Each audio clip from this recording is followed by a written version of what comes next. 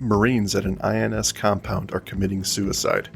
When the agents arrive to investigate the latest death, they find Haitian refugees in a tense environment.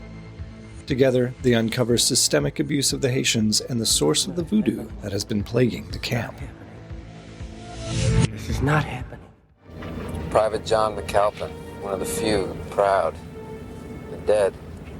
Last week he wrapped his car around a tree, died on impact. Drug and alcohol test came back negative. And car shows no evidence of brake steering or any other mechanical failure. Military's calling it a suicide. They're especially concerned because it's the second one in as many weeks. Both at the same base? Yeah, except it's not exactly a base. Flip to the back. The Marines were all stationed at the Folkestone Processing Center in North Carolina. More than 12,000 refugees waiting for asylum from Uncle Sam. Wasn't there a riot there about a month ago? Yeah, the 10-year-old boy was killed, but the details of his death were never released. Why did the military contact us? They didn't. Mrs. McAlpin contacted the Bureau when the military refused to request to investigate her husband's death further. She doesn't believe it was suicide. Welcome back, everybody, to This Is Not Happening, another X-Files podcast. I am Andrew, and with me, as always, is Mike. Mike, how are you today? I'm feeling fresh. How are your bones? Clean. Picked clean. Oh, yeah? Picked clean from the vultures circling. I don't know how we're having this conversation, then. I don't know. Magic. Definitely some magic in this episode for sure, because tonight we are going to be reviewing Fresh Bones, episode 15 in season 2. It's a whole lot of episode.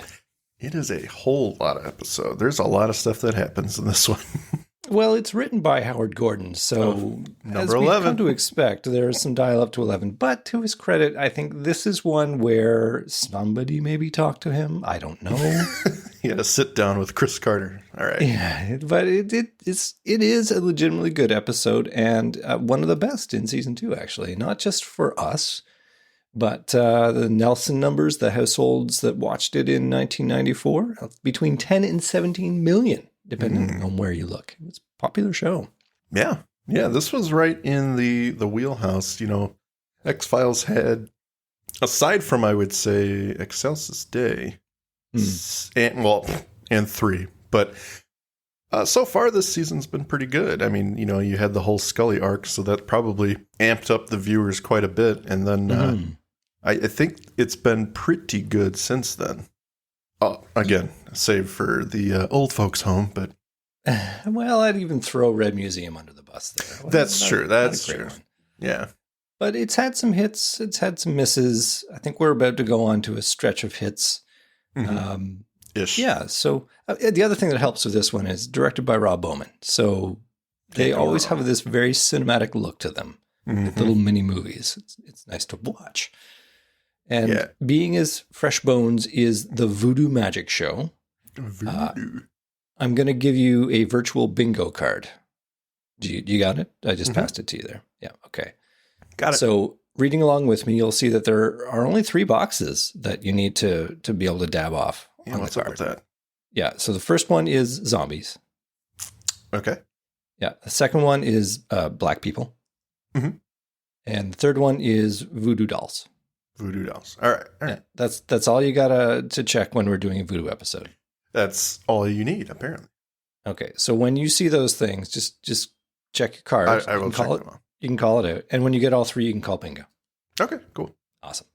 So, we're not in Haiti for this episode. I don't know if it's obvious. Oh. But apparently they wanted to be. Probably because they were filming in late December of 94. That must have been a cold Canadian day. Well, the worst part, in BC, it's wet. Where I am, it's snowy in December. Maybe not even. January for sure, it's snowy. But in BC, it's just cold and wet. So even in their production, they were using like sump pumps to clear out water from the camps. And Well, not to mention they based it in North Carolina. Is that right? Yeah, it's in North Carolina. So it should look warmer than it does in some regard. They don't tell us. They don't tell us when it is. Yeah, I mean the X-Files has usually been pretty. Well, I shouldn't say usually, but they go with real life seasons, I would imagine. Just because. Apparently it's cold whenever they're there. I mean, and there yeah. actually is a Folkestone, North Carolina, and it's on the coast, so it will make sense for some of the action that will follow in this episode, like when they go into a port. What was it? Erlenmeyer Flask. We had that whole chase sequence in a port, and it's like, is there actually any water in this city? No, it was it was the one with Max Fennick. Oh, because it was Wisconsin. It's like, that was it. Why is there a massive shipyard here? What's going on? Yeah. It wasn't Erlenmeyer. It was it EBE? EBE, yeah. EBE. Look at me. I'm doing your job for you. So, yeah, this one, it actually makes sense. And it's probably the same port complex that they probably hear that. We'll have to look. They get a lot of use out of their sets. They do that in the woods. All right. Well, we've nattered on a lot before actually talking about the episode. So are you ready? I'm ready to bone up. Let's not do that. I don't want to say dive in all the time because that's boring. Let's get fresh. Let's get fresh. Let's get fresh. Okay. Let's bone up and get fresh, Andrew. We open with a camera tracking shot down through creepy leafless trees in Folkestone, North Carolina. The shot resolves into a suburban neighborhood of single-family homes, and inside one of these homes we see Mrs. McAlpin in bed, wearily telling her husband that it's his turn to deal with the crying baby. But husband Jack isn't in bed. He emerges from the bathroom, clearly rough around the edges, berating her for not dealing with this crying baby. And over breakfast we see that he's a soldier, and she asks him whether he's still having the bad dreams. She wants him to see the doctor, but he barks back. He just wants to eat his breakfast in peace. Is that possible? And that has a great impact on the family, sending them into an emotional state. He spoons some cereal into his gob. He sees the bowl's, in fact, filled with squirming maggots. It sends him fleeing from the house, wife and baby in tears. Jack jumps in his car and tears off. Driving fast down country roads, he sees himself in the rearview mirror, his face covered in lesions. We see that his face is actually just fine. Paralyzed with fear, he steers the car into a tree at the side of the road, crushing the car. The camera pans around the tree to see an intricate design has been painted on the other side. Cut to our opening sequence. Okay, so disturbing. Yeah. Stressful situation. It is not a very happy opening at all. No, not an uplifting one like some we've seen. Yeah, we've got angry, bad home life and a death that is violent. So yeah, and disgusting bugs. Jeez, they're knocking it out of the park. And I will call out Voodoo at this point. Yeah, just because it can be interpreted already as with the weird magic. Symbol. Yeah. Yeah. So I'm gonna mark that off on my little card here. Excellent. I didn't want to assume that there were going to be tricky symbols on the Voodoo bingo card, just because. Yeah. That could have been anything. Could have been anything. Before we move past this, Kevin Conway, Private McAlpin. We also saw him in Erlenmeyer Flask, although a very teensy role as a uncredited cop, and then Katya Gardner played Peggy Odell in the pilot. That's going back. That is going back. That's going back. Like, I think you have to, is there a policy on how many episodes you have to be absent for before you can come back? I don't know, because there are people who show up every season pretty regularly. It might be. Maybe it's like, hey, you got to be gone for 24 episodes before you can come back. You can't do a back-to-back one. No, yeah. It's weird. You play two different characters. It'd be a bit of interesting research to find out, like, what's the minimum take between episodes that you see two retreads. I challenge our listeners to this research, because they're smarter than we are. They are very smart. After the commercial, we return to Mulder and Scully driving on a county road outside of Folkestone, reviewing the death of Jack McAlpin. How have the agents been involved? Well, Mrs. McAlpin called in the FBI when the military refused her request to investigate her husband's death further. At the scene of the crash, Mulder and Scully see the symbol drawn on the tree, and Mulder notes the majority of the refugees at Folkestone are Haitian, which leads them directly to Voodoo. The Camera zooms in creepily towards the symbol. I mean, it really can only mean one thing, Andrew. Well, he's using a superpower. He is. Right off the bat. It's like, oh, this is voodoo magic, clearly. I mean, just you wait. If you ever see white symbols on a tree, you're going to know. Can only mean one thing.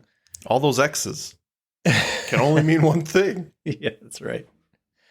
At the McAlpin home, Mrs. McAlpin tells the agents and us about Jack. He's a very straightforward character. Marines, the family, and football. Jack doesn't believe in voodoo, but the symbol he found at Jack's accident was the same as one found on a stool used by a Puerto Rican boy to hang himself.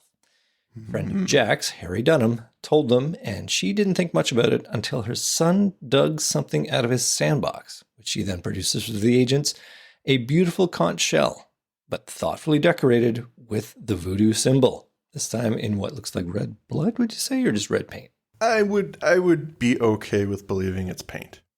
I don't know that we need to go with blood, but you know, Chris Carter's got this conch on his bookshelf, right? I'm sure. Yeah. A little memento. It's his paperweight on his desk. That's right. Well, Mulder and Scully head for the Folkestone Processing Center, a terrible-looking place surrounded by a chain-link fence topped with concertina wire. Refugees, black people. Did you mark your card? Got him. Okay. Stand around wearing blankets and grim stares, armed guards escorting the agents inside. As they proceed through the center, Scully is accosted by a man who yells at her in Creole. Stunned, she backs off, and a young Haitian boy, who will be introduced later to as Chester, intervenes, sending him away. She convinces Mulder that she should have a protective charm, a small decorated cloth bag, which Mulder haggles to buy for $5. Bingo. Yep. You got it all. Well, that was quick. No, wait. Well, hold on. You haven't had the voodoo stabbing of the sympathetic magic, the stabbing of a doll. True. That's true. That's true. You're going to be waiting for that one, friend. All right. We now meet. No, you're go ahead. Go ahead. Oh, no, you can say your thing. I think you changed the rules. I'm pretty sure you only said 3 things. Oh, just any 3 things. Well, you said you listed voodoo doll, black people, yeah, and voodoo magic. Oh, okay. Well, I get okay, fine, whatever. I was counting the tree thing. All right, you're counting the tree thing. That's a 4th thing. No, the third one you forgot was zombies. And zombies. You are correct, and sir. My bad. You are nowhere near bingo. What is? I'm trying to cheat. I'm bingo? sorry. Do they send you to the back after that? Do they take away your card and your swabbing privileges? Oh, I think people know I don't actually have a card. Because there's no way I could have gotten that wrong. It's pretty small evidence, yeah. Yeah. Well, we meet Colonel Wharton, who brings the agents up to speed on how the camp works. I've even flown in the 528th Combat Stress Control Detachment from Camp Lejeune. But your soldiers aren't in combat. In some ways, what we're dealing with here is worse. How so? We're soldiers, we're not prison guards. And we're being asked to police a hostile population of foreigners without the resources to feed or house them. There are bound to be some conflicts. So your men are getting the brunt of the refugees' frustration? It's hatred, plain and simple. They hate us. And all I can do is see that they're processed as efficiently as possible. Colonel Wharton, a certain ritual sign was found at the scene of both deaths. Is there anything you can tell us about that? Not much. Apparently it's some sort of voodoo marking. But you haven't investigated it as a possibility. Possibility of what? All I know is voodoo caused a riot in my camp. One night they held some secret ceremony. The next day all hell broke loose. We understand a refugee was killed, a young boy. And no one felt that tragedy more deeply than me. Fortunately, I was able to isolate the one responsible for instigating all the trouble. Who would that be? His name is Beauvais. Pierre Beauvais. Thinks he's some kind of revolutionary. Do you think we could speak with him?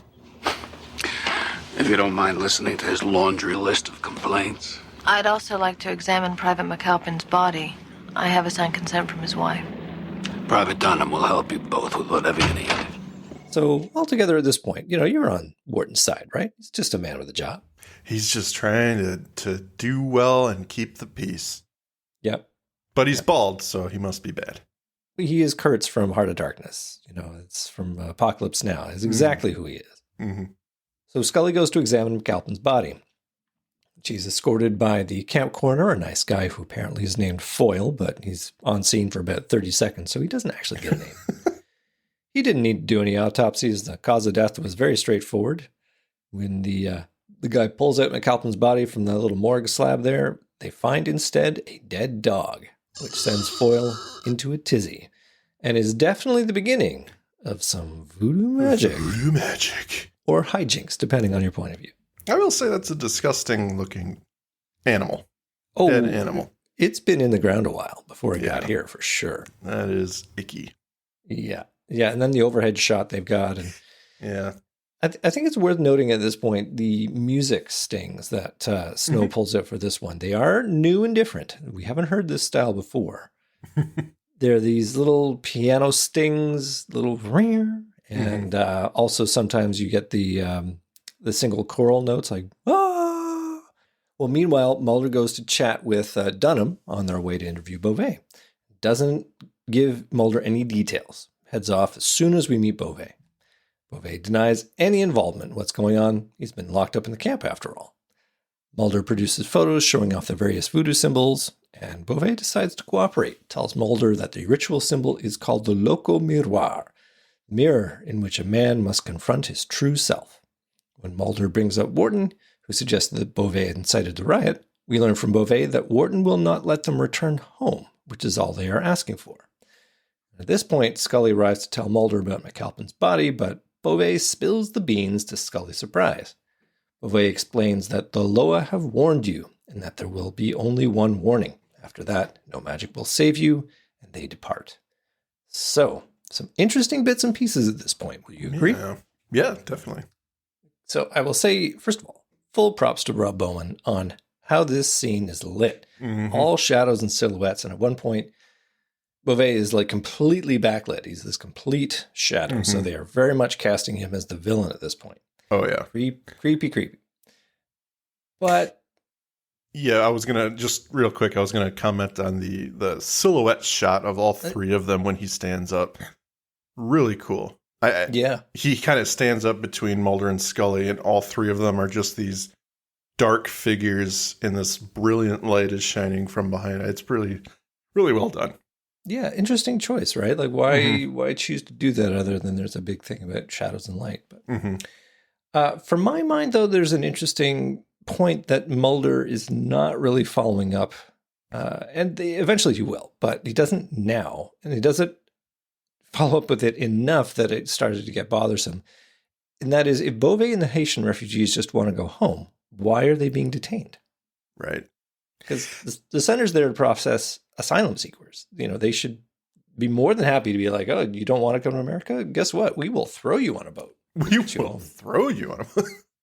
Well, unfortunately, that is the way it works. Too many people here are well, you don't like it, get out. But for some reason, Mulder doesn't key on, okay, well, they want to go home, so what's the issue? I imagine Howard Gordon is basically just trying to get the viewer to assume there's some political or bureaucratic nonsense that it's taking a long time to process the matter. Exactly. Or something. Yeah, that's fair. It's just that he does bring it up later, so I don't know why he. Slowing the uptake. We gotta the smart too. We gotta end the episode. Mulder, you figured it out. Figured out. So back in the car, the agents discuss recent events. Scully's convinced that Beauvais has switched the bodies or had somebody do it, but Mulder's skeptical, given the tight security on the base. Just in case, Mulder hangs the charm he bought from Chester on the rearview mirror, which prompts a big old eye roll from Scully. It lets us know that voodoo only works by exploiting the fear of its believers. And almost on cue, they narrowly avoid running down Private McAlpin, who is walking in the middle of the road. Screech! Screech! So yeah, a big, we've gone about, 14, 15 minutes without any kind of action. So it's about time for at least some tire squealing. Oh, yeah. He's like, I'm not out of this episode yet. Yeah, that's right. Here I am. I got a lot more lines now. After the commercial, we see McAlpin in the psychiatric infirmary, rocking back and forth. He is nonverbal, completely unresponsive, and his blood tests have all come back normal. Well, except for the trace levels of tetrodotoxin, a poison found in the organs of the pufferfish, Japanese delicacy. Now, Mulder brings up a connection between tetrodotoxin and Haitian zombie rituals. Oh, the bingo card. It's there. It's there. I wasn't sure if you were going to finish or okay. I was, but I was waiting for you to jump in and say, I was trying to wait. You were there? Okay. Yeah, you're good. He then wonders if, in fact, the other Marine who died, in fact, died. So they're going to go and check it out at the cemetery. Spooky gravesite. Yeah. So we cut to Folkestone Municipal Cemetery, where series favorite Callum Keith Rennie gives a turn as the groundskeeper. He always has an interesting character to play, I find. He does. Very, very either disheveled or kind of like an obtuse character where they're on the outside of what's going on here. But yeah, kind of creepy in both respects. And then definitely in the second movie. Yeah, definitely. Well, Mulder and Scully are looking for the final resting place of Manuel Gutierrez, but the groundskeeper tells them that the body snatchers have already dug up the body. He shows the agent the pistol he's bought to protect himself, so often are these corpses removed, and offers some rumors as to what's being done with the bodies. And when we see another grave being dug up by a figure in the distance, the groundkeeper prepares to intervene, but the agents stop him. They're going to deal with it. And they find out that it's in fact Chester, who's not digging up bodies at all. He's collecting frogs. Nice little turn, little comic beat. Yeah. I think Scully says something like, maybe I can kiss one and see if it's this Gutierrez. Yes. Which I'm sure everybody would like to see. Oh, for sure. Later on in a restaurant, Chester is eating some delicious fast food and telling the agents about what he gets up to. He's paid well for fresh bones, but he goes to the cemetery for frogs. They get the best frogs at the cemetery. He's coy about how he comes and goes from the camp. He tells them his name is Chester Bonaparte, and that Beauvais is the one who pays him for the frogs. Beauvais, whose magic is the most strong. Mm-hmm. Scully notes that some frogs excrete bufotoxin, which is chemically similar to tetrodotoxin. And Mulder notes at this point that they're being followed. So he goes outside to investigate. Outside, Mulder sneaks up on the car that's been following them, and at the wheel is Harry Dunham, who couldn't speak with Colonel Wharton so close. He's also pretty damn scared of Chester, who he's convinced is not just a little boy. He tells the agents that Beauvais told the colonel he'd take his men one by one unless the colonel let his people go back to Haiti. Again, it comes back. This is the point. Mulder, why don't you follow up on this? He doesn't. Come on, Mulder. But the colonel just had his men beat the refugees, and worse. Dunham is clearly freaked out, despite Scully saying there's an explanation for McAlpin's condition. Dunham goes on to relay a story about his fiancée, who ended up dying a very painful condition with snakes in her stomach. It's all very sad, which has clearly turned Dunham into a believer. He drives off, leaving the agents alone with Chester, except Chester's gone. But they see him and they give chase, only for him to run to the end of a pier and disappear. Ooh. Yeah. But a mysterious cat is nearby. Yes. Yes, it's like the cat has suddenly appeared and crazy. Interesting. Yes. So at this point, what did you think of the Marines' reaction to Chester? I have questions about what Chester is. Mm-hmm. I mean, it'll only truly make sense at the end of the episode, but I mean, I think it's clear that Dunham is a believer, and thus, you know, we know that Chester is involved in the voodoo arts. He's a frog collector, after all, fresh bone collector. He's got an in. So I could see him logically being terrified of this kid. You know, maybe he's got some magic of his own, given the story he tells about the snakes in the belly. But I guess when we find out later that Chester is a ghost or something. Yeah, I look at it like, all right, so he can choose to show himself to, like Dunham knows that this kid is dead. So, like, they could spill the beans to the agents at this point. It has to be obtuse. He has to be cryptic without saying anything. He just has to let it be known that there's something weird going on here. I mean, like he can't spoil the ending. Specifically what he can't say because we're only, a half hour in. So that's right. We got a big reveal to get to. So don't blow it. We've got a big reveal. Here's another question. Yeah. Should we have, as viewers, called foul on the fact that Beauvoir is being painted so thickly as the bad guy? Should we have been like, he can't possibly be the bad guy? Well, I was already on the fence. Like I realized what they were trying to do. Mm-hmm. Yeah. They could have made him creepier. They could have made him a lot more obstinate and not cooperative and, just say that, you FBI are in the same league and you're all going to die as well. Make him more combative. Yeah, but they don't do that. They actually make him a bit more sympathetic. He's being persecuted.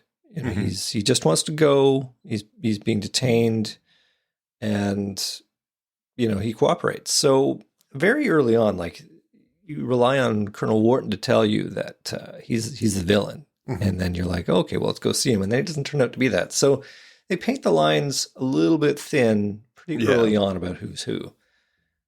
And in fact, when Dunham says, I couldn't talk with Wharton being so close, that is our first cue that maybe Wharton is implicit somehow. He's not all nice guy. Not all what he seems. Exactly. After the commercial, we're hanging out with Colonel Wharton, who is enjoying his breakfast, served by Private Cattell. And we're going to see this guy in a bunch of X-Files. Oh, yeah. In fact, we've already seen him. I have him listed. It's Roger Cross, and one of his best roles is as Agent Rice in Folie à Deux. That's true. Absolutely. I believe we'll see him in 5 total. Yeah, as well as he does like a whole season of 24. Mm-hmm. He gets around. So he is serving breakfast to the colonel, but then the agents come in and interrupt. So they've got an axe to grind, but so does Wharton. He's not happy about the court order to exhume Gutierrez's body. And the agents counter that the body snatchers did it as an act of retaliation owing to Wharton's use of force against the refugees. Now, Wharton's got a great poker face, and he blames Beauvais for what he's insinuating basically is fake news, and he's more concerned with his men. Mulder and Scully leave in a huff, and as Wharton returns to his breakfast, his slice of ham starts to bleed. Shockingly. Icky poo-poo. Yes. Well, there's a little bit of voodoo magic, so I guess you could check that off. I gotta be honest, I've never had bleeding ham.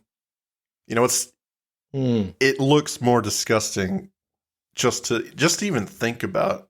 And I could be wrong. Maybe there's a menu of, ham delicacies where it's pretty raw, but it's not the same. To me, it does not give off the same presence as like a slightly undercooked steak.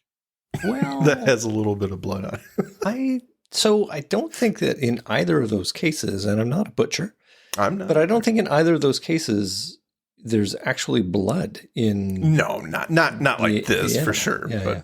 I mean, I think because pork or pig products are a lighter tone when they bake, the juices that come out aren't bloody looking. But in a steak, because it's all red meat, it's very bloody looking. I think they're bled pretty thoroughly before they're processed. Yeah. I don't think it's good for you. Probably not. Not that I know. Again, not a butcher, not a nutritionist either. So what happens in the next scene? Andy? What happened? Well, I'll tell you, Mike. Let me get to my notes here. So returning to the car, Mulder laments that Wharton's left the refugees with no choice but to fight back, and Scully is not on board. She turns on the car, but she stabs her hand with something as it connects with a thorn-covered vine that's been wound around the steering wheel. She shrugs off the wound as nothing, tossing the vine out the window, but as they drive off, we see the voodoo symbol has been inscribed on the road beneath the car. I gotta be honest. Even as a non-believer, I'd be a little worried right now. Gotta be like, have you not seen what they have been facing? Yeah, exactly. It's like, okay, first of all, let's say that she can shrug it off as vandalism or something. She's not a believer in the magic. Yeah. It's still messed up. And shit's been happening, so I'd be a little concerned right now. Okay. So I have questions at this point. Okay. Who is inscribing these veves, these voodoo symbols? And we know the answer. We're not going to spoil it for anybody. They've seen it. But you reveal this for me. And answer the question. Well, okay. So you want me to reveal the bad guy? I do. Okay. Yes. Okay. So it's Wharton. Right. And he is the bad guy, not Beauvais. So he's got a lackey, I would imagine, who is going around doing Interesting this. point. Because you don't think that he is thin enough to slide under that car? Well, I mean, I wasn't going there, but I was going more the route of he wants to be able to do what he's doing without it directly leading back to him. So I would think he's smart enough to recruit from inside. I love that analysis. I would think it would make a much more interesting episode, but they don't give us any of that. They don't.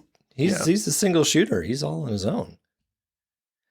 Yeah, I don't know if like his part of his magic is he can mentally place these images. Oh, wow. I don't That know. changes everything. Because I just had an image of him in his red robe underneath the car. Just scooting. Yeah. It's drawn with his arm. And Cuts his hand on the fucking pipes underneath the car. If it's him,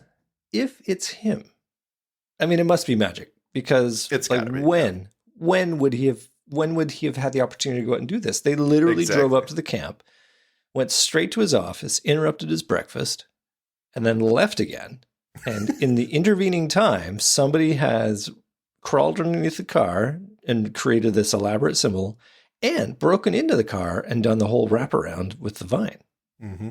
So I think It begs either a lackey or It has to be. Yeah.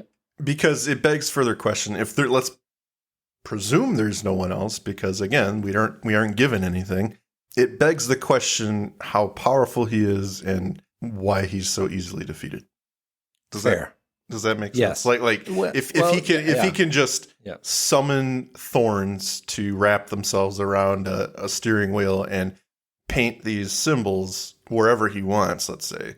Yeah. Then his magic is pretty powerful and all-reaching at this point, or at least localized.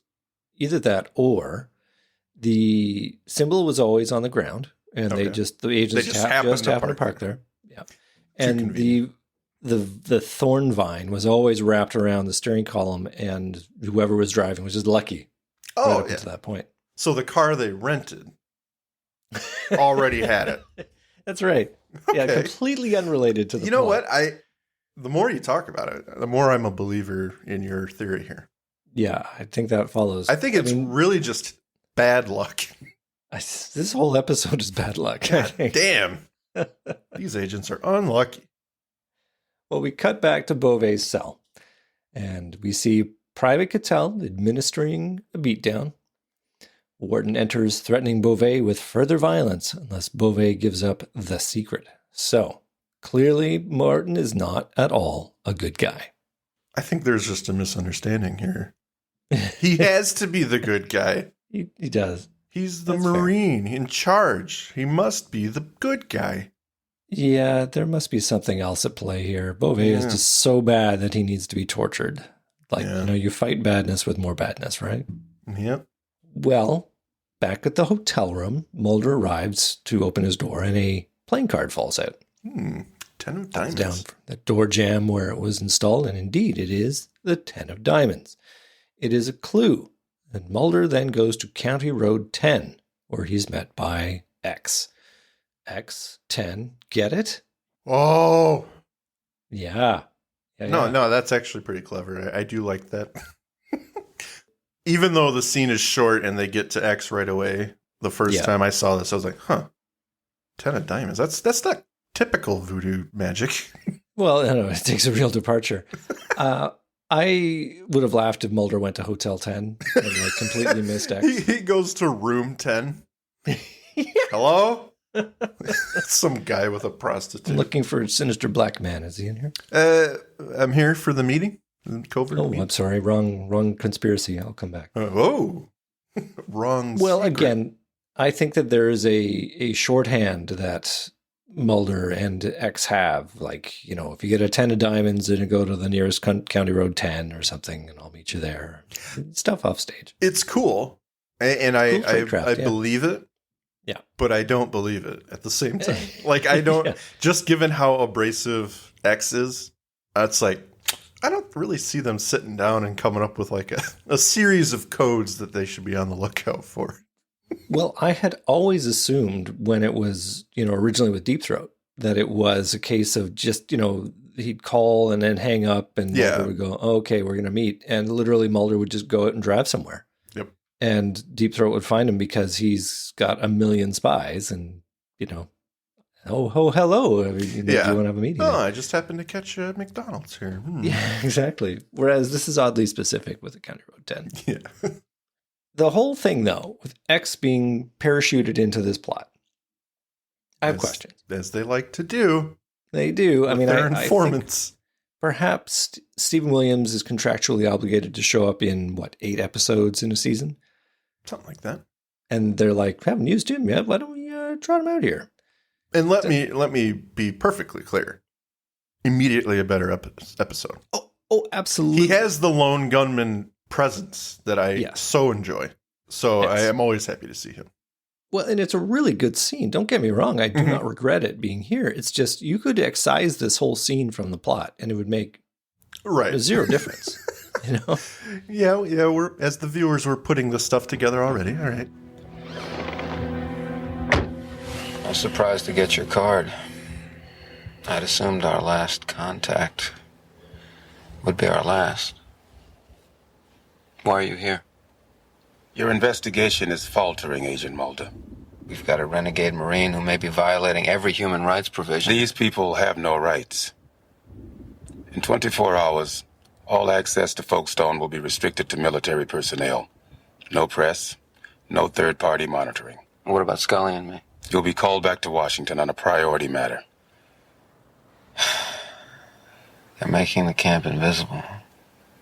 Well, why? In case you haven't noticed, Agent Mulder, the Statue of Liberty is on vacation.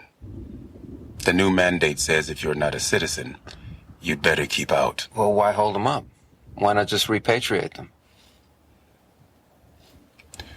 During our most recent involvement in Haiti, 3 U.S. soldiers took their own lives. Of those men, 2 were under Colonel Wharton's command. You're saying the military is sanctioning Wharton's revenge?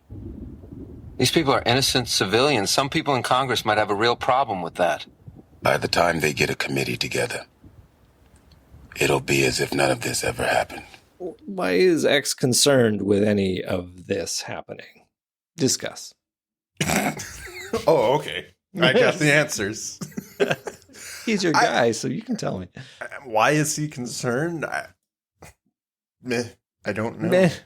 Is it He cool? just is. He just And he knows Mulder's investigating this, so he has the information at the ready, I guess. I don't know.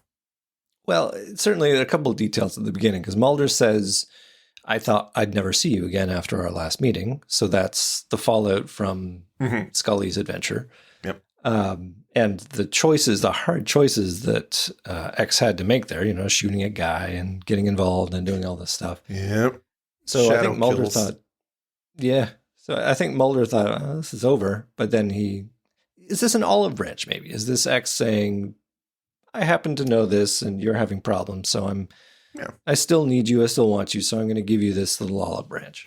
He's choosing to look past their differences and be like, you know what? He was emotional. His partner was dying. I'm sorry. This is his I'm sorry. That's how he says, I'm sorry. It feels appropriate, actually. I like it.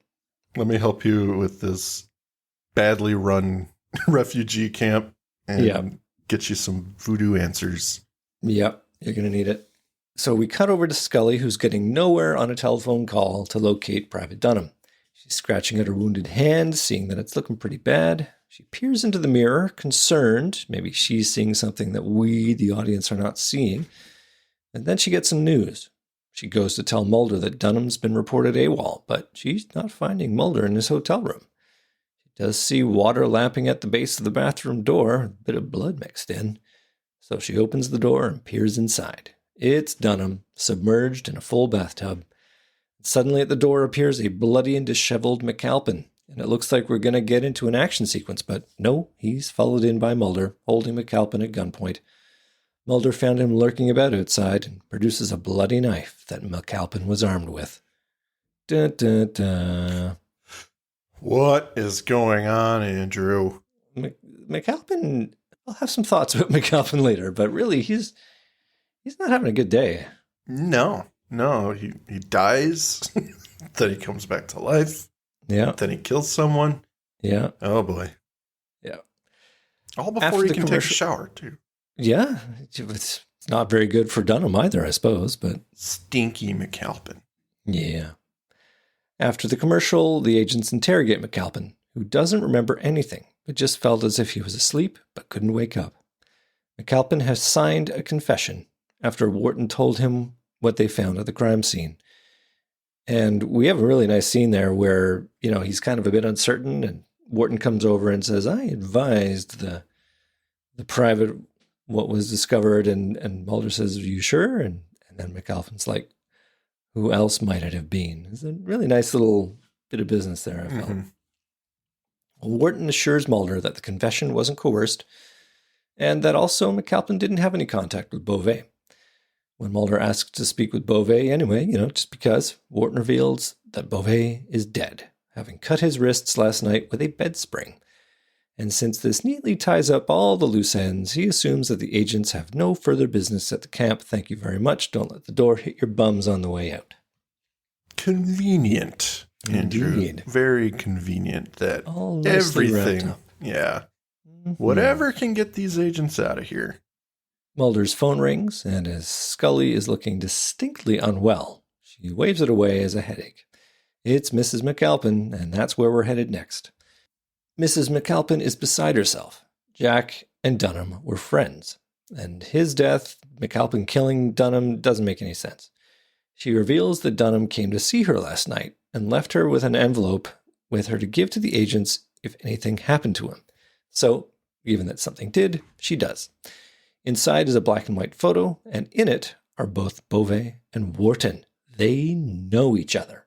They've known each other for a long time. They got a history. Something dark and suspicious, wouldn't you say, Mike? Yeah, a little bit. I think there is a lot more going on here, and the fact that Wharton is trying to get them out of here, not painting a pretty picture. Well, Mulder and Scully think the same thing. So we are back at the camp at nighttime. Mulder and Scully have broken into Wharton's office and searched for clues. I would like to note the complete skip of breaking into the camp. It's unimportant. Unimportant. You got to finish the episode and resolve this. Yeah, exactly. But it would have been a nice little possible cat and mouse bit of business, 2 minutes. So here's the question. Would you remove the scene with X and fill it with that? Oh, it's funny because that's instantly where my mind went. Was like, where would you get the time? And I already said that you could excise this scene and it wouldn't make any difference. So yeah, I suppose logically, but it's too good. It's too good a scene. Too good. Yeah. So they are searching around for clues, and Scully finds a complaint document that's pierced with what appear to be chicken feet. Chicken feet. That look like that to you? Oh, yeah. That is accurate. Yeah. Scully relates that Dunham and Gutierrez both filed complaints relating to the abuse of the refugees. Now, gotta tell you, not a smart move to file the complaints with the guy who's ordering you to do the thing. I think you go a level up, No, you let him know that you feel it's wrong. I just want to voice my conscience at this point. They are trained to follow the chain of command. If we learned anything from Saving Private Ryan, you gripe upwards to the next person, and that person gripes to their superior. Right. Doesn't matter if you're Army, Marine, Air Force, that's how you do it. Well, so even though he's directing them to do this, they have to gripe to him. Unfortunately, they are logically going to die because they did the wrong thing. Right. Well, now I have to kill you. Well, now that you know, I don't know. I thought I could trust you. And why do you keep that document after, like, what? Memento Yeah, sure. of the times, the good times when everything was these- going well. These are good chicken feet. I could use them again anytime I want. Yep. Mulder finds the soldiers' dog tags. All in all, Wharton, bad criminal. Let Why? me keep all the clues. He's keeping all the clues in his office. They are mercifully interrupted by Private Cattell, who holds them at gunpoint. The agents convinced a skeptical Cattell that it's Wharton who's responsible for the hardship at the camp, rather than Beauvais. Inside a trunk can be found human bones, and this convinces Private Cattell. So he reveals that they buried Beauvais' body in the municipal graveyard, which is where our final act will take place. Now keep in mind, Private Cattell's got other really important stuff to do at this point.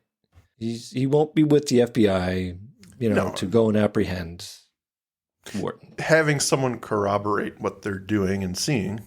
Yeah.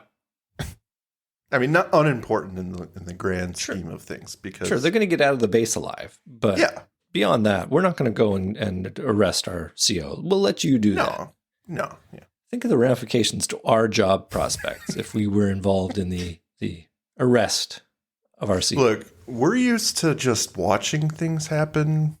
So you're just going to have to take care of this one by your onesie. Yeah. We'll pick up the pieces after you do all the pick hard up the work. pieces. We'll report to Skinner. This is what we saw. Yeah. This we'll week. totally back you up. Well, it is a spooky, misty night in the graveyard with 100 candles surrounding Beauvais' gravesite. Colonel Wharton, dressed in a religious red robe of some kind, uses a pulley to drag Beauvais' coffin out of the ground. Wharton produces a knife and begins an incantation, pouring a white sand in a line around the coffin. The agents arrive. Scully, not looking her best. Mulder leaves to pick up Wharton, leaving Scully in the car. Her hand wound looks terrible. She begins to bleed from her mouth, and pus flows from her hand wound. The wound tears apart as a hand emerges, and suddenly, man's fingers push up through the wound. Scully screams as a man emerges, following the hand, and begins to strangle her, babbling in Creole. Now, I don't know about you, but I think that scene was excellent. It's fantastic. I think that they started with that scene and wrote a whole episode around it. It's so good. Yeah. And just the use of practical effects, which is really their only option in 1996 or whatever. They do it in a way that Bowman does it in a way that your eyes don't wander away from what's happening. So yes, you can look at it and say, oh, that's a fake hand or whatever. But you're watching hands and fingers come through Scully's hand, and it's shot so well that it's quick, and before you know it, there's a man in the car with Scully choking her, and you don't question, what you didn't see. You don't question anything. Yeah. You just accept it. It's done very well, and it's a disturbing scene. Like, I wasn't expecting something that powerful in this episode, to be honest. I mean, I thought that, I don't know what I was expecting to see. Like, when you see the pus coming out, I guess I just imagined that there would be blood and, she'd be bleeding out of that, or maybe her hand would start falling apart, because the only sort of precursor we have, especially with the mirrors in the car, was from the opening when McAlpin is looking in the mirror and sees his face with all the skin torn off and the lesions, and very zombie. And I thought, oh, is this the beginning of Scully turning into a zombie? But then when the fingers sort of poke out, I'm like, oh my God, that's just... Yeah, it takes gross. A very big turn. And it's... Yeah.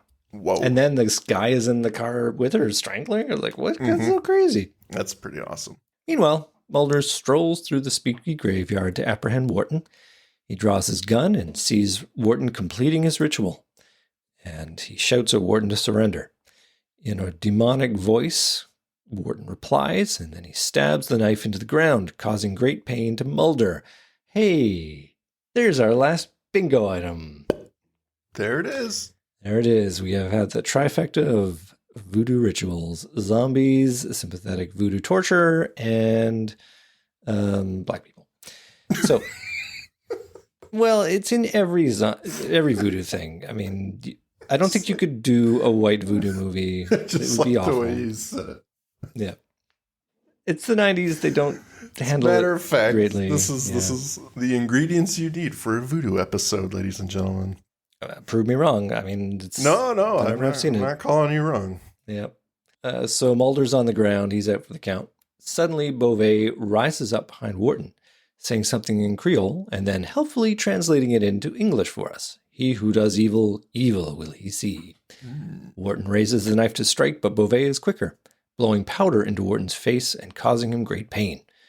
We snap back to Scully, who's still being strangled. She spies the charm hanging from the dash, and she struggles to grab it. She strains, reaching and missing, reaching and finally taking it. With a snap, the man is gone. Pain is gone. And a black cat is walking on the car. Scully stumbles out of the car and rushes into the cemetery to look for Mulder. She finds him on the ground. He rouses and they walk over to examine Wharton, who Scully proclaims from a glance that he is dead. Classic Scully diagnosis. I don't think she did any touching or listening. Did I miss that? She uses her eyes. Yeah, He's dead. he's dead. Scully finds Beauvais' body at peace in his coffin.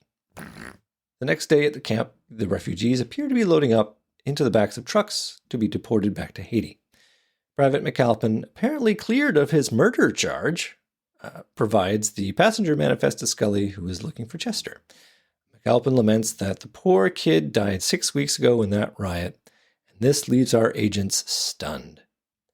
Our epilogue takes place in the graveyard because, of course, you can't just let your villains go. Callum Keith Rennie is filling in a grave, Wharton's grave it would seem, with soil, and as we crossfade into the coffin, we see a very much alive Colonel Wharton screaming and pounding at the coffin as he's being buried alive. End of episode. I have to take issue with what you just said. Oh, please. They very much let him go. He's not coming back. You don't know that. No. I mean, I guess you do. The series usually, is over, but at the time. I mean, no. I mean, when you say they can't let him go, it's usually with the idea that they might come back. This doesn't give me that impression at all. Yeah. Because he is very much afraid and screaming for his life. Yeah, I mean, I guess the next scene is, Callum Keith Rennie stopping and going, what's that? Hello? Someone? Is somebody in there? Crazy. Let me help you. No, you're right. I mean, the implication just is fucking- he's going to die a suffocating, bad death. One But of the the worst fact ways that to go. we come back to him. Like, the episode could have ended with our stunned agents finally realizing that Chester Bonaparte is a ghost. But they don't. They go on and... I mean, I have to ask, like, okay, I guess we're kind of getting into final thoughts at this point. But before we get into final thoughts, I will just sort of extend a bit on this scene and wonder what the fallout is of this whole episode. Because clearly we've got Colonel Wharton going rogue, holding on to the Haitian refugees to try and get their secret magic. And X knows about it. It is not a huge secret. But when he is finished off, they decide that the solution is to bury him in a unmarked grave in the Folkestone Municipal Cemetery, as opposed to giving him 21 gun salute in in Arlington because he's a colonel in the Marines. Well, that is assuming, I can almost guarantee that the official story of what happened, it'll be spoken to someone who a higher up who will take it as like, well, I don't know what to make of this. And our colonel is now missing. There's going to be an investigation, but they're going to ultimately come back with probably nothing. And he will get that 21 gun salute. Oh, no. Don't you go there, because he's not missing. Mulder and Scully verified his death. Well, they probably called, Private Cattell to get over there with, U-Haul and bring that body back to the morgue. You're trying to figure this one out. I don't know, man. It's like every other X-File where, okay, it was cool to watch, but what is the actual fallout of this?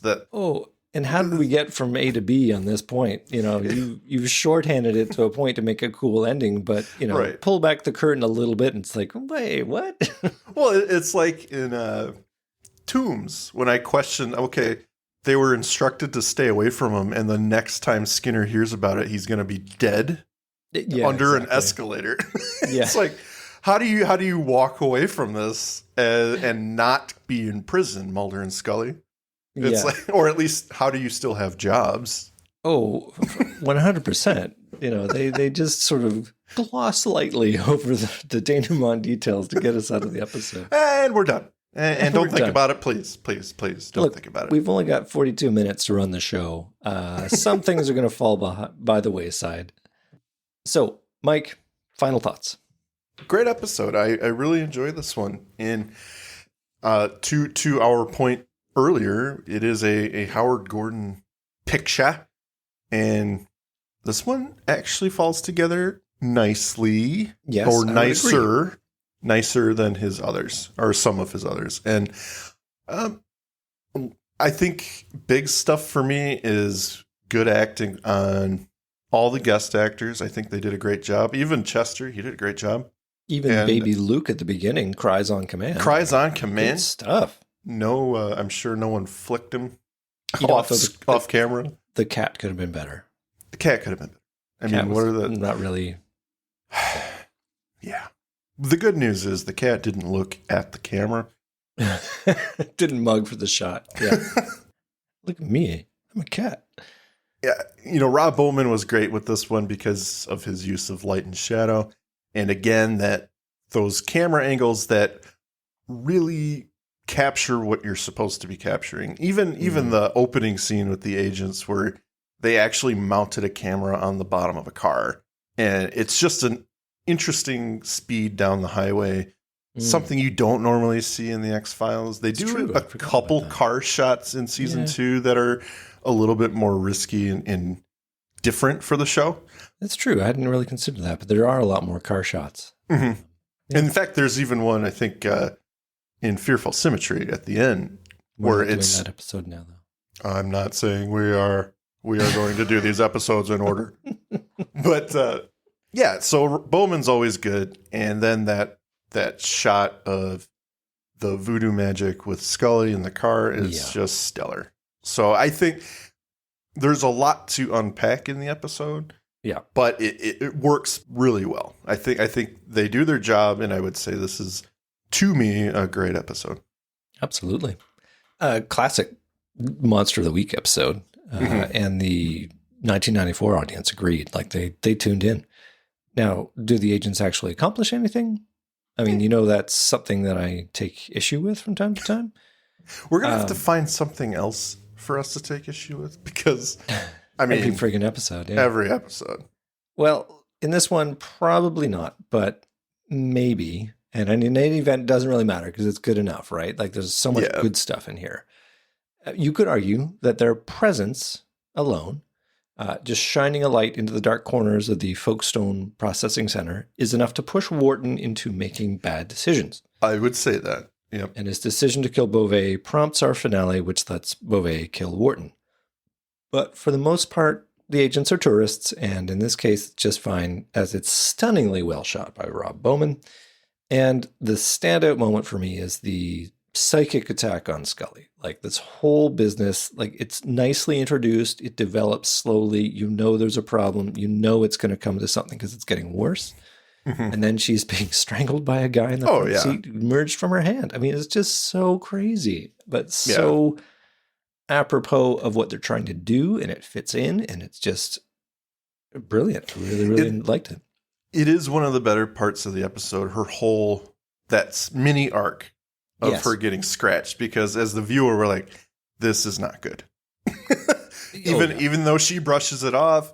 Yeah. We know, obviously, because it's the X-Files and we're tuning in to see crazy shit. Yeah.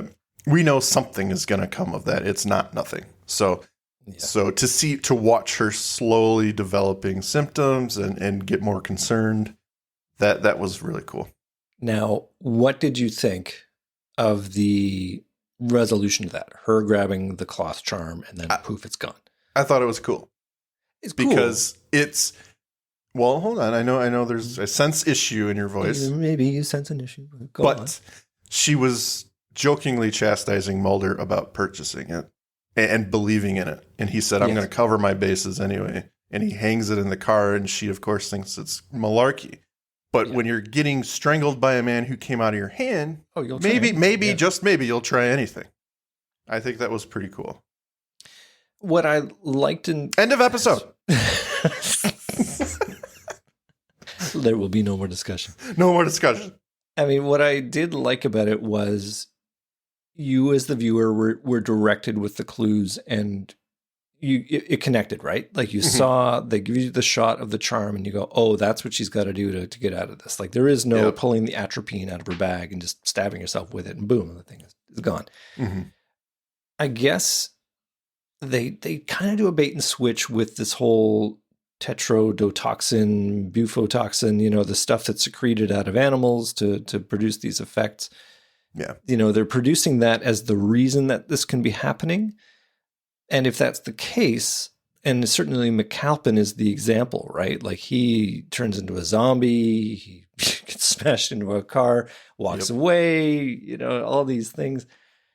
Like they play very fast and loose with how the effects do what they do and what result they have with people. So what am I trying to say? I guess I'm trying to say that the magic resolution of it seems to come at odds with for Scully versus how it happens for McAlpin. So it's not really consistent. Okay. Yeah, I can see that. I guess it's that thing of like, give us the rules and then we understand why things happen the way they do. And it can be a mystery. It can be, they're not going to give you enough information so that you have to fill in the blanks or it's just mysterious for you. But they give us information. They give us tons of information.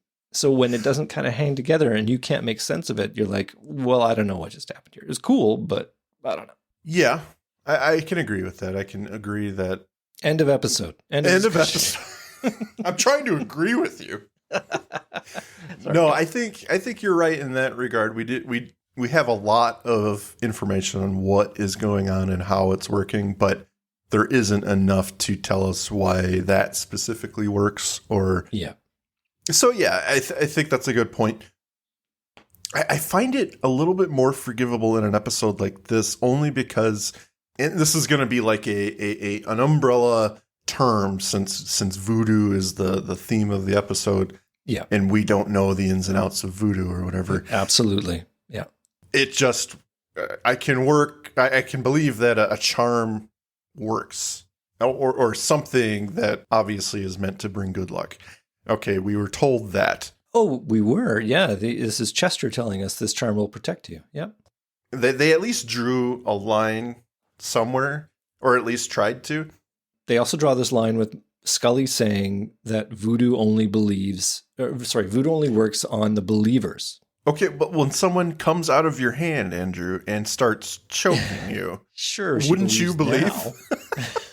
Well, it doesn't matter when it starts as long as you believe. I guess maybe the drug reduces her inhibition to believe. I would go with that she's in a suggestible state. Mm-hmm. What I was going to say is they at least tried to connect it to something, to a point of information from other parts of the episode, unlike, say, Excelsis Day, when shot just exercises the entire building. Yeah, so and we're done. Yeah, and we're done. Everything's okay again. And actually, speaking of bringing back plot nuggets, the guy who comes into the front seat through her hand is the same guy who initially challenges her when they first meet Chester. Oh. So I like the idea that it's in her head and she is kind of manifesting it. This is the scary event which freaked her out before, and now it's going to culminate into this horrific, my life is in danger element. Yeah. Yeah. And I dig it. Okay. Well, I'm glad we made sense of that. Cool. Well, yeah, I think that is going to do it for us today. I don't believe Do we have listener comments? Do we? Actually, no, we only have one. It's from Emily. Emily Messenger says, the number of tropes in Fresh Bones makes me giggle. The story about the soon-to-be bride and then the guy saying, you see, I'm the one who was supposed to marry her, along with Chester died 6 weeks ago, reminds me of those old R.L. Stine Goosebumps novels we read when we were kids. Remember those? Anyway, I loved seeing Callum Keith Rennie in his first X-Files appearance, so that was a bonus. Incorrect. Yep. I'm not criticizing our number one commenter. Not correct. But she's wrong, and she should just go watch another TV show, apparently. Lazarus. Yeah. Watch season 1 again. Yeah. That's your punishment. That's your punishment. The whole season. Not wrong, though. Like, a very tropey episode. It is very tropey. And that's even on top. What she mentioned is on top of what you mentioned. Which is very true. It is very... Okay, Howard, we understand this is what you believe all this should look like, but maybe do some more investigative work. I think it's also worth compiling a list of the episodes that end with, and it was a dream all along, or that level of, because I guess in Ascension, it was like that, or One Breath, where we've got Scully returned and she's got Nurse, whatever her name is, and it turns out, there's never been that nurse here, and so it was all. There's no Nurse Owens at this hospital. Exactly. And she's stunned again. Like, they're stunned so many times by these revelations that you get used to it, really. Yeah. Well, I believe that's the episode. I think that's it. I think the Brones are no longer fresh. They're a bit old and stinky. They're stale now. And you should just recycle them in the bone bag next to the frogs and dog tags and chicken claws and complaint forms and all the rest of the things. Old bones. That should be another episode. Old bones. Old bones. That's the repeat. Stale bones would be. Stale. That's the sequel where Colonel Wharton comes back. Yes. Single hand plunges out of the earth, and he emerges like the soil coming off of his head, and just an eye comes out. And he comes out and he says, I want more breakfast. I want more breakfast. I want ham, not dozen blade, please. Private Cattell, get me some real ham. I do want to shout out real quick. Yeah, please. Bruce Young as Bova. Or Bovet, excuse me. Oh, God, I forgot. He is just so good. I wanted more of him in this episode. Great job, number one. Yeah. And then, this is how big of a nerd I am. Ooh, family. We all know how I like to find the actor or whatever, but he also, and the only reason I'm bringing this up is because it's July 18th, okay? Okay. And don't ask me how I remember this, but I do. He is in Jurassic Park 3, which released on July 18th, 2001. Wow. And even though that movie is terrible, Jurassic Park, the original, is my favorite movie of all time. So, well, it took a while to land, but I'm glad you got there. Yay! Was he the best part of Jurassic Park 3? It's one of the smallest parts I've ever seen. That's a shame. But he does a good job. I'm sure. Listen, if you don't have a big role to mess up, you're going to do great. Yeah, I think he did a good job for what he was given. Lovely listeners, thank you for hanging with us for this odd hour of review, Fresh Bones. Hope that you enjoyed it, and we look forward to nattering in your ears next time. Mike, take it away. See you guys.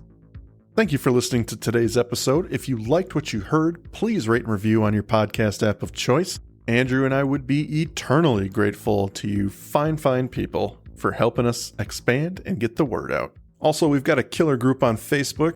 Feel free to join in on the discussion at facebook.com/groups/thisisnothappeningpod and become an official member of the syndicate. We do polls and we have questions for every episode to give you guys the opportunity to chime in and possibly let your voice be heard on our recordings. And please join us on our new Twitter at TINHxFilesPod, no dash, to stay up to date on everything, moment to moment. Thank you, and remember, don't stop swimming.